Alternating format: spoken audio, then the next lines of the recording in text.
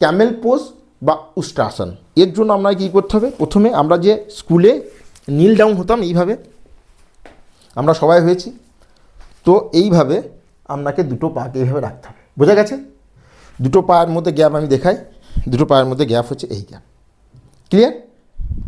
মানে খুব বেশিও গ্যাপ নয় বা খুব কমও গ্যাপ নয়, মানে একদম যেমন করে স্কুলে আমরা নিডল হতাম এই গ্যাপ।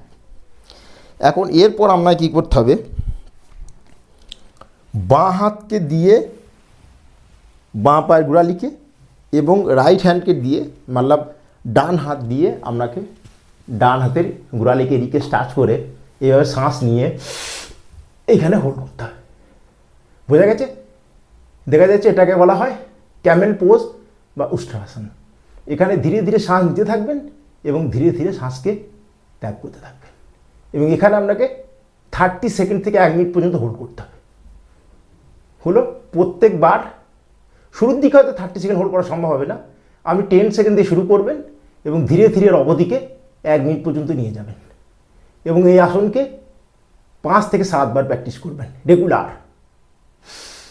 শ্বাস নিয়ে শ্বাস ছেড়ে সাম।